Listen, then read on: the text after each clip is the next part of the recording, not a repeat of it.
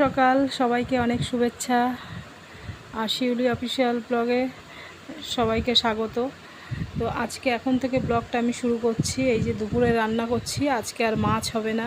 তো সকালবেলায় ডাঁটা শাক নিয়েছি, ডাঁটা শাক বেশ আলু কুমড়ো সবজি তরকারি মানে খেতে ভালো লাগে।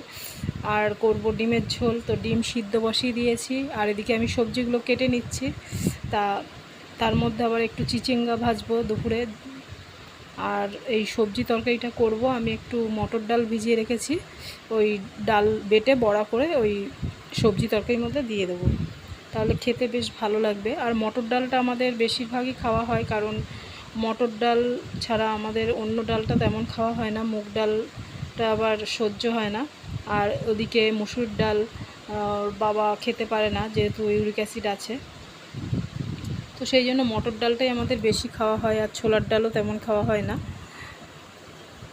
তো ডালটা আমি শিলে বেটে নিচ্ছি, একটু কাঁচা লঙ্কা আর আদা দিয়ে বেটে নিচ্ছি, তারপরে একটু লবণ হলুদ মিশিয়ে বড়া করে নেব।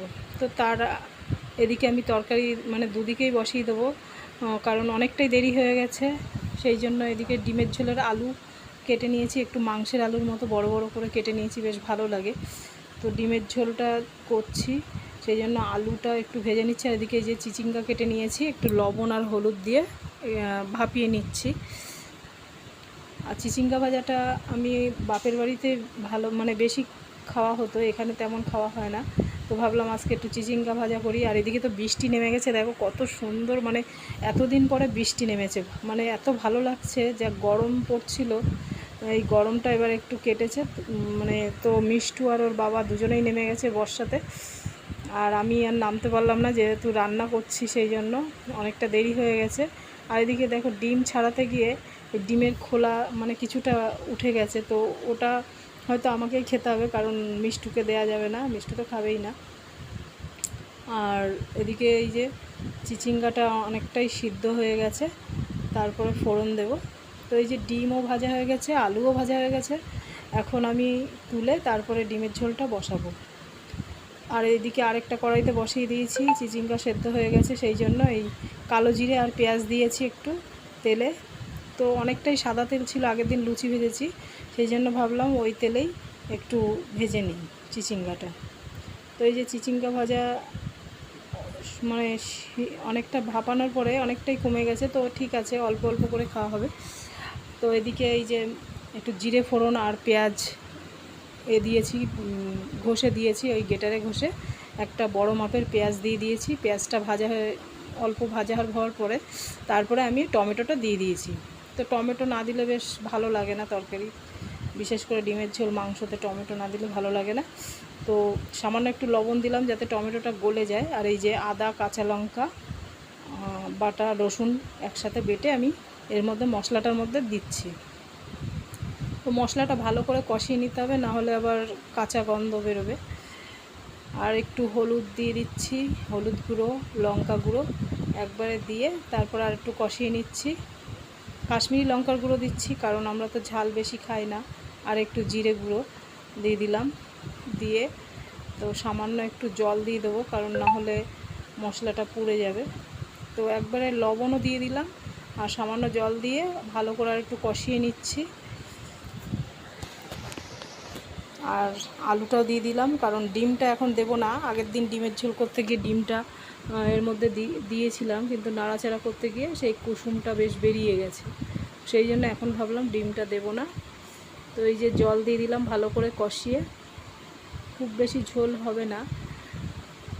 আর এদিকে চিচিঙ্গা ভাজাটাও হচ্ছে, গ্যাসের জোরটা কমিয়ে দিয়েছি, না হলে বেশি জোর দিলে আবার পুড়ে যাবে। তো একটু সামান্য মিষ্টি দিয়ে দিচ্ছি, কারণ এইসব নিরামিষে একটু মিষ্টি না দিলে ভালো লাগে না।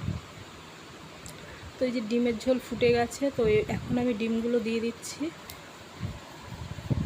আর ভাজাটাও হয়ে গেছে, তো অনেকটা তেল হয়ে গেছে, থেকে গেছে, বুঝতে পারিনি অনেকটা তেল হয়ে গেছে। তো ভাবলাম এবার এই ডালের বড়াটা করে নেব।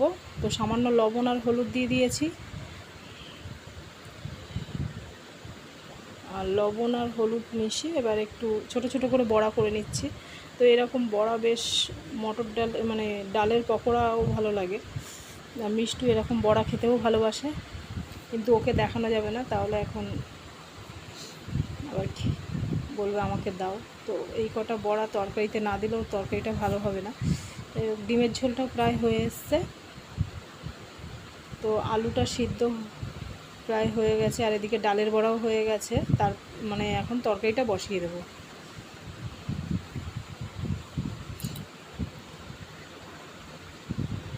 তো আর একটু সর্ষের তেল দিয়ে দিলাম, তেলে একটু শুকনো লঙ্কা আর কালো জিরে পেঁয়াজ ফোড়ন দিয়ে দিয়েছি। ডাটা, এর মধ্যে সবজি আছে, ডাটা, কাঁকরোল, কুমড়ো, আলু, এই সবজি দিয়েছি। এতে এরকম তরকারিতে একটু কাঁঠালের দানা দিলেও ভালো লাগে, কিন্তু কাঁঠালের দানা তো এই সময় নেই। তো এই যে একটু আদা বাটা দিয়ে দিলাম, দিয়ে ভালো করে একটু নেড়ে চেড়ে লবণ আর হলুদ দিয়ে দিচ্ছি, আর একটু কটা চেরা কাঁচা লঙ্কাও দিয়ে দিচ্ছি, দিয়ে একটু নাড়াচাড়া করে তারপরে জল দিয়ে দেবো। আর একটু মটর ডালও আছে, ওটা রাত্রে করে দেবো। তো একটু ঢেকে দেবো সিদ্ধ হওয়ার জন্য। আর এদিকে তো ডিমের ঝোল হয়ে গেছে, ওর দাদুকেও খেতে দিয়ে দিয়েছি, কারণ 2টো বেজে গেছে। আর তারপরে 3জন আমরা একসাথে খাবো। তো এই যে এবার বড়াগুলো দিয়ে দিলাম। তো বড়াগুলো একটু ফোটার পরে তারপরে একটু সামান্য মিষ্টি দেবো। নিরামিষ তরকারিতে একটু মিষ্টি না দিলেও ভালো লাগে না। তো তরকারিটা প্রায় হয়ে গেছে, ঝোলও মানে এই বড়াতে আবার ঝোলও টেনে যায়। তো আজকে মাছ না হলেও কিন্তু মানে ভালো ভালো খাবারগুলো, মাছ প্রত্যেক দিন মাছ ভালো লাগে না, তো আজকে ভাবলাম মাছ নেই, সেই জন্য একটু ডিমের ঝোল আর এই ডাঁটা শাক দিয়ে এইভাবেই রান্না করি, বেশ ভালো লাগবে খেতে। তো ডিমের ঝোলটাও বেশ লাল লাল হয়েছে, কাশ্মীরি লঙ্কা দিয়েছি, সেই জন্য একটু কালারটা বেশ ভালো লাগছে। ঝাল বেশি হয়নি, 3 থেকে 4টে কাঁচা লঙ্কা দিয়েছি। তো মিষ্টুর বাবার জন্য ভাত গুছিয়ে দিচ্ছি, আর এদিকে আমরাও খেতে বসবো। মিষ্টু ওকে বললাম যে খেয়ে নে, তো বললো না, একসাথে খাবে।